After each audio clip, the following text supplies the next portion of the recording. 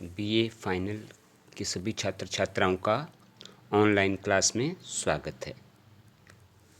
हमारा जो टॉपिक प्लेटो पे चल रहा था, कल जो है हमने प्लेटो के न्याय सिद्धांत वाला प्रश्न जो है वो ख़त्म कर लिया था। तो आज जो है प्लेटो का नेक्स्ट टॉपिक हम स्टार्ट करेंगे, प्लेटो का शिक्षा सिद्धांत। देखो, प्लेटो का साम्यवाद और आदर्श राज्य पहले हो चुका है। प्लेटो का न्याय कल मैंने करवा दिया ऑनलाइन, और आज जो है उसके शिक्षा सिद्धांत पे चर्चा करेंगे। देखो, प्लेटो ने जो है वो शिक्षा पे बहुत बल दिया था। देखो, इसका जो मूल उद्देश्य था ना प्लेटो का, एक आदर्श राज्य की स्थापना करना था और एक दार्शनिक राजा हो उसके अंदर, सबसे विद्वान राजा। क्योंकि इसने ऐसी व्यवस्थाएं देखी थी कि जब इसके गुरु सुकरात को मृत्युदंड मिला तब इसको लगा भाई जब तक राजा जो हैं वो दार्शनिक नहीं होंगे, यानी बहुत विद्वान नहीं होंगे, तब तक किसी भी राज्य का जो है ना वो कल्याण नहीं हो पाता। जब राजा ही अज्ञानी हो, भ्रष्ट हो, अत्याचारी हो, तो ऐसी कंडीशन के अंदर वो किसी भी राज्य को जो है ना, राज्य के नागरिकों का कल्याण नहीं कर सकता, ना ही वो राज्य जो है वो प्रगति कर सकता है। इसलिए प्लेटो ने अच्छी तरीके से समझ लिया था कि अगर राज्य के नागरिकों का कल्याण करवाना है और राज्य को प्रगति के मार्ग पर ले जाना है, राज्य के सभी नागरिक जो हैं सुखी रहें, ऐसी व्यवस्था करनी है तो राजा दार्शनिक होना चाहिए। तो अब दार्शनिक राजा कैसे बने, इसके लिए उसने जो है वो शिक्षा पद्धति को अपनाया। भाई एजुकेशन ऐसी हो, भाई देखो किसी भी व्यक्ति की विद्वानता जो है ना वो एजुकेशन पे डिपेंड करती है। एजुकेशन ही जो है वो मूर्ख व्यक्ति को विद्वान बना देती है। इसलिए जो है ना शिक्षा का बड़ा महत्वपूर्ण रोल है आदर्श राज्य में, क्योंकि शिक्षा के माध्यम से ही वो जो चाहता है गुणी और विद्वान व्यक्ति, उनको वो शिक्षा के माध्यम से ही गुणी और विद्वान बना सकता है। और ऐसा कोई माध्यम नहीं है जिसके माध्यम से वो व्यक्ति को विद्वान बना सके। इसलिए जो है इसने शिक्षा पद्धति पे बड़ा बल दिया था। इसका जो ग्रंथ मैंने बताया था रिपब्लिक, उसमें जो है इसने शिक्षा पद्धति पर इतने शिक्षा पद्धति पर इतने विस्तार से विचार दिए हैं कि रूसो जो तो विचारक है जो आगे पढ़ेंगे, रूसो इसके बारे में कहता है कि रिपब्लिक राजनीति शास्त्र का ग्रंथ नहीं होकर शिक्षा पर कभी भी लिखा गया सर्वश्रेष्ठ ग्रंथ है। रिपब्लिक को शिक्षा पर लिखा गया सबसे बढ़िया और सर्वश्रेष्ठ ग्रंथ मानता है रूसो, जीन जैक्स रूसो। आगे जब प्लेटो के बाद दूसरे विचारक पढ़ेंगे तो हम रूसो को भी पढ़ेंगे। तो ये इस ऐसे प्लेटो जो है आदर्श राज्य के लिए ऐसे वातावरण के निर्माण पे बल देता है जिसमें जो है वो राज्य द्वारा नियंत्रित शिक्षा प्रणाली हो, और उस जो वो साम्यवाद का सिद्धांत जो है वो उसमें इम्प्लीमेंट हो। शिक्षा जो है, शिक्षा पद्धति जो है वो बहुत बढ़िया हो, जिससे जो है दार्शनिक राजाओं का निर्माण किया जा सके।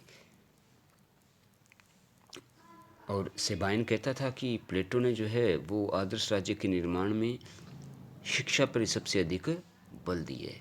प्लेटो जैसे खुद कहता था कि शिक्षा जो है ना वो मानसिक व्याधियों को दूर करने का मानसिक उपचार है। जो मानसिक बीमारी जो होती है उसको दूर करने का शिक्षा ही एकमात्र मानसिक उपचार है, जिसकी वजह से मनुष्य के मन को दिमाग को बदला जा सकता है। तो इसलिए शिक्षा जो है वो मानसिक व्याधियों को दूर करने का मानसिक उपचार है, ये प्लेटो कहता था। देखो, जब प्लेटो ने शिक्षा सिद्धांत दिया तो उस समय जो है वहाँ पर दो प्रकार की शिक्षा पद्धतियाँ प्रचलन में चल रही थी आसपास। एक तो थी एथेंस की शिक्षा पद्धति और एक थी स्पार्टा की शिक्षा पद्धति। प्लेटो ने दोनों में से कहीं ना कहीं कुछ लिया।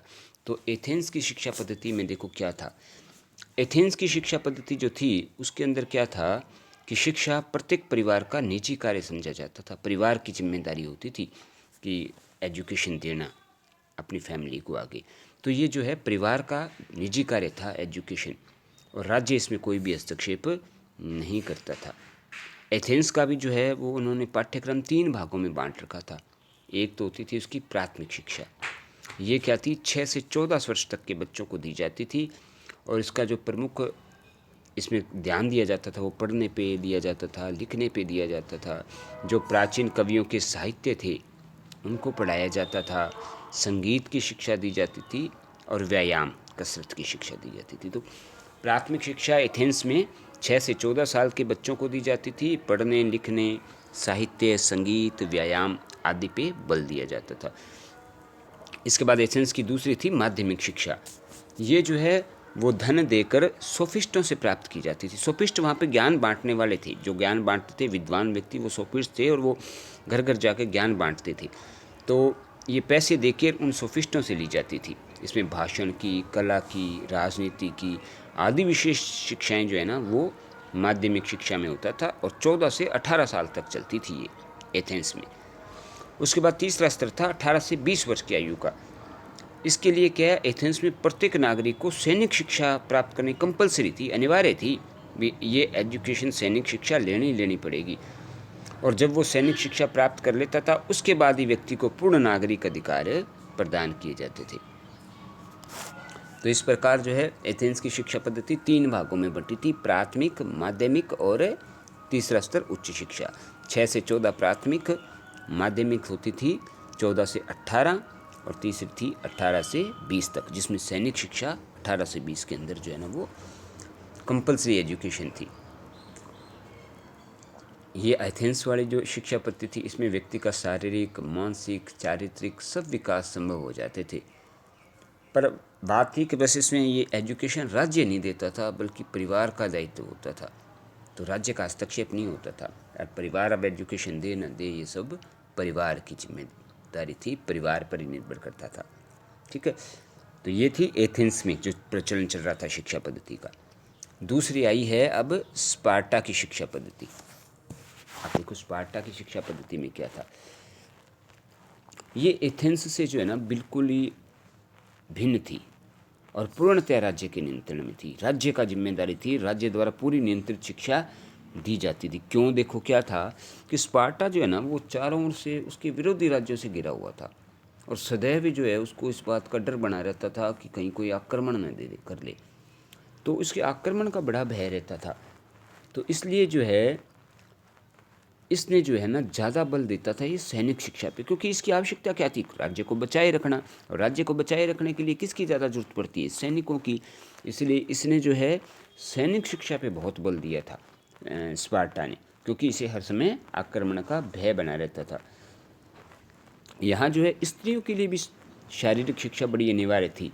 क्यों थी कि देखो स्त्रियां जो हैं वो शारीरिक फिजिकल रूप से बिल्कुल मजबूत होंगी तो जो उनकी संतान होगी वो भी फिजिकली रूप से बहुत स्ट्रांग होगी।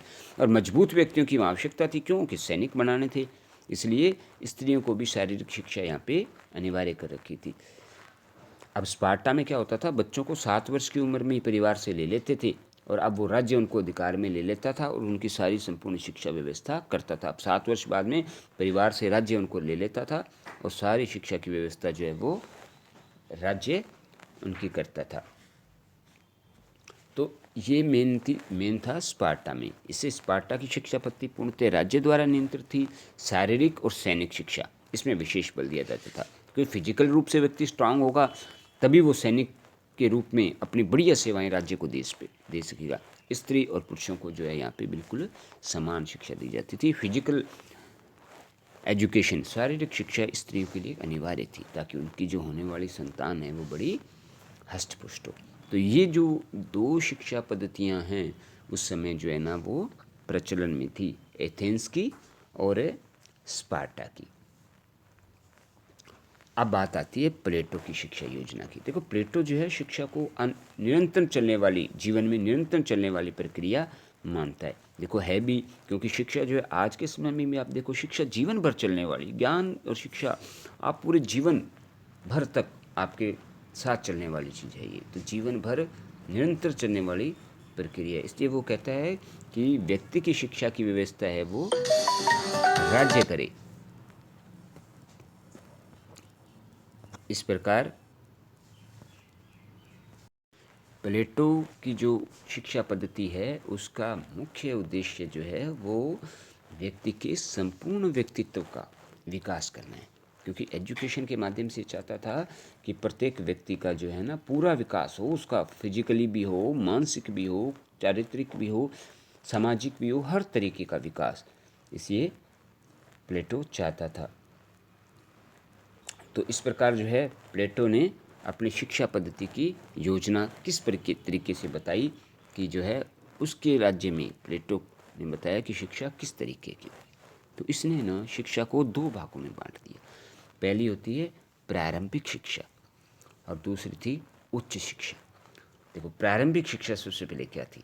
प्रारंभिक शिक्षा जो है वो 20 वर्ष तक चलने वाली थी। 6 वर्ष से लेके 20 वर्ष तक ये चलेगी। और ये जो है वो सभी बच्चों के लिए अनिवार्य रखी थी। ये प्रारंभिक शिक्षा सभी बच्चे अनिवार्य रूप से लेंगे और 6 से 20 साल तक ये एजुकेशन चलेगी। इस शिक्षा का क्या उद्देश्य था कि इस उम्र में क्या होता है कि कल्पना शक्ति ज़्यादा होती है। व्यक्ति देखो छोटी उम्र के अंदर व्यक्ति बहुत कल्पनाएं करता है, तो कल्पना शक्ति इस उम्र के अंदर ज़्यादा होती है। तो उसमें क्या होता है कि वो कहता है कि इस उम्र में इनको शारीरिक और संगीत की शिक्षा दी जानी चाहिए। शिक्षा का उद्देश्य क्या था कि मनुष्य के भावनाएं, उनके संवेग, उनको संतुलित करके और उनके चरित्र निर्माण के अंदर जो है ना इनका फ़ायदा लिया जाए। तो ये शिक्षा जो है ना उत्साह बढ़ाने वाली थी। और उत्साह बढ़ाना जो है सैनिकों के लिए उत्साह बहुत ज़रूरी है। अब 18 साल तक की जो शिक्षा थी उसकी पाठ्यक्रम में दो मुख्य विषय थे। वो था एक तो व्यायाम था और एक था संगीत।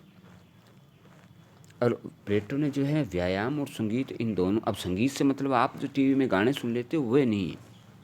इसने बड़ा व्यापक अर्थों में इसका प्रयोग किया है व्यायाम और संगीत का।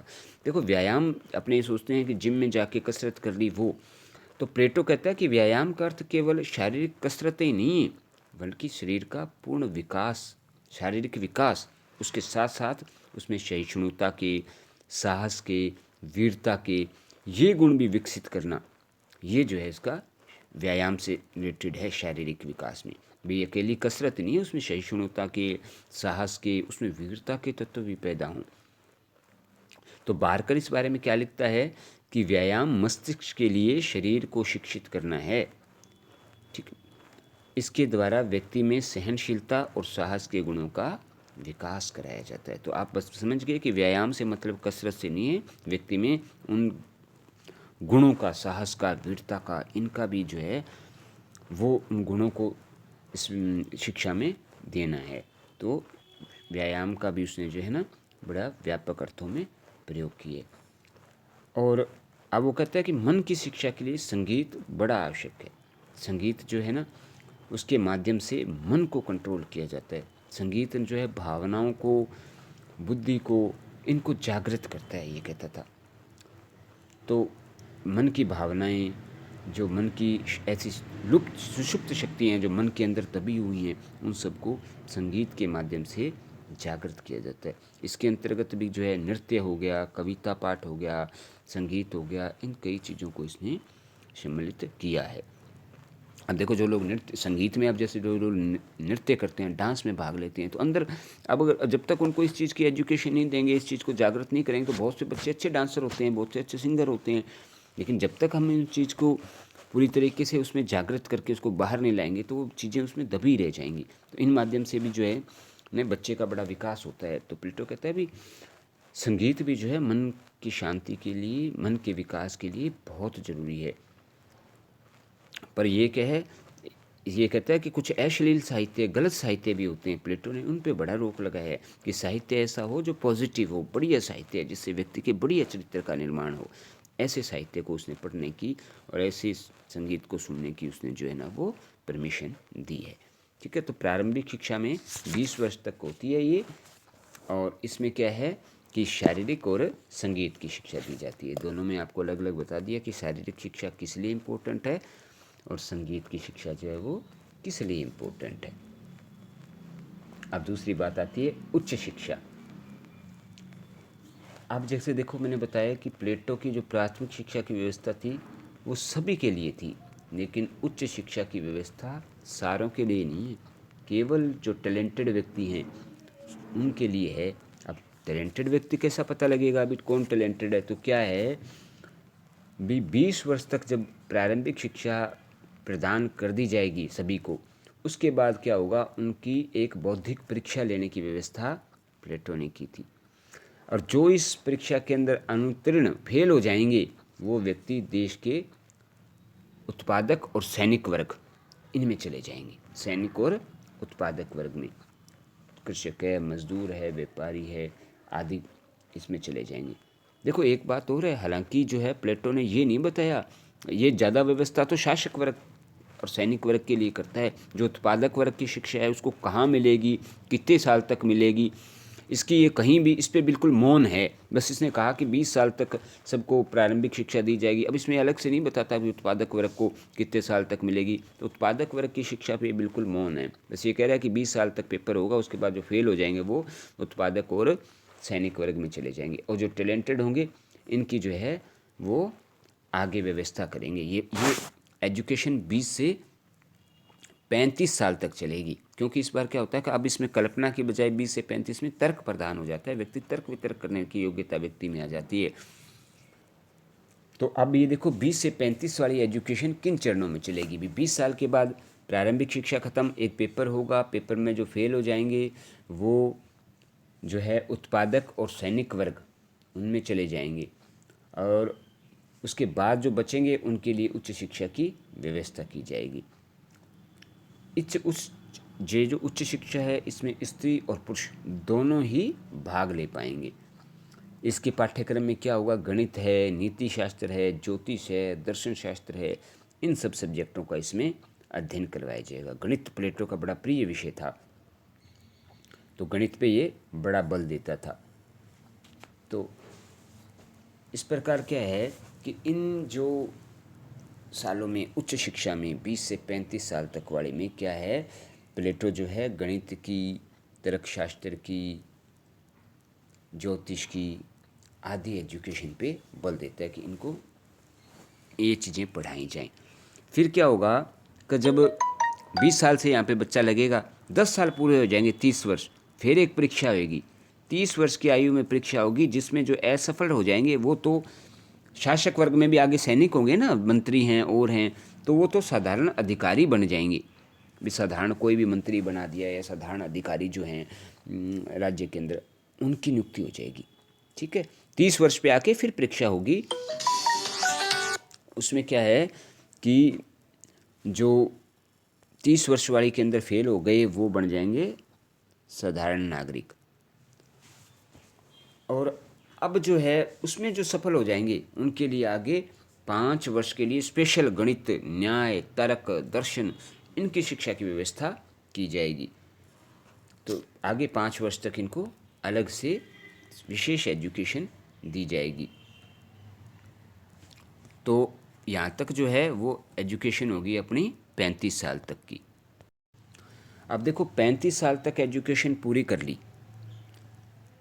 20 तक तो प्रारंभिक शिक्षा, फिर जो है 20 से 35 तक, उसमें 20 से 30 तक एक 10 साल एजुकेशन होगी, टेस्ट होएगा, जो पास हो जाएंगे, जो फेल हो जाएंगे वो साधारण अधिकारी होंगे, और 30 से 35 वालों को जो है ना 5 साल की स्पेशल एजुकेशन, गणित की, तर्क की, ज्योतिष की, इनकी स्पेशल एजुकेशन 5 साल तक दी जाएगी। तो 35 साल तक जो है ना वो पढ़ाई खत्म होगी। अब प्लेटो क्या कहता है कि ये तो मिल गई किताबी ज्ञान, सैद्धांतिक ज्ञान मिला है ज़्यादा, व्यवहारिक दुनियादारी का ज्ञान कहाँ हुआ है। तो आगे ये कहता है कि 15 साल तक जीवन की पाठशाला में कठिनाइयाँ झेलो, यानी जगह जगह घूमो, विभिन्न शहरों राज्यों में घूमो और व्यवहारिक ज्ञान प्राप्त करो। इन जो आपने प्राप्त जो सीखा है अब वो व्यवहारिक ज्ञान की आवश्यकता है। देखो कई बार क्या होता है कि हम ज्ञान तो हमें प्राप्त हो जाता है, लेकिन व्यवहार में उसे हमें जब तक नहीं उसका अनुभव होता तो तब तक जो है ना वो ज्ञान स्थायी नहीं होता। इसलिए 15 साल तक प्लेटो कहता है कि सबको भ्रमण करने का, और भ्रमण करके ज्ञान इकट्ठा करने के लिए 15 साल तक इसने ये व्यवस्था की है। यानी एजुकेशन होगी टोटल 50 साल तक। इस प्रकार 50 साल तक जीवन की सभी परीक्षाओं में इधर उधर व्यवहारिक रूप से बहुत से संकट आते हैं सामने, बहुत सी परिस्थितियाँ आती है। इन सब परीक्षाओं में जो मतलब इनके अंदर सब जो व्यक्ति निकल जाएगा, इन सब परिस्थितियों को झेल के खरा उतरेगा, वही व्यक्ति जो है ना वो आगे शासक वर्ग में जाने का अधिकारी होगा। तो इस प्रकार जो है प्लेटो की शिक्षा पद्धति में प्रारंभिक और उच्च शिक्षा के बारे में प्लेटो ने बताया। 35 से 50 साल तक की जो है ना वो 20 से लेके 35 साल तक इसकी उच्च शिक्षा है और 35 से लेके और 50 साल तक 15 साल तक व्यवहारिक शिक्षा, व्यवहारिक ज्ञान लेने हैं हर चीज़ के, इधर उधर घूम के। तो 15 साल तक भ्रमण करके आप व्यवहारिक शिक्षा लो और इन सारी परिस्थितियों में निकल के जो 50 साल तक इन सारी परिस्थितियों को झेल के सही आगे बढ़ जाएगा, वही आगे राजा बनने के या दार्शनिक शासक बनने का अधिकारी होगा। तो ये प्लेटो की शिक्षा योजना में मुख्यतः प्रारंभिक और उच्च शिक्षा थी। कल जो है हम इस शिक्षा पद्धति की विशेषताओं पे और आलोचनाओं पे जो है ना वो अध्ययन करेंगे, चर्चा करेंगे। आज की क्लास यही समाप्त होती है। धन्यवाद।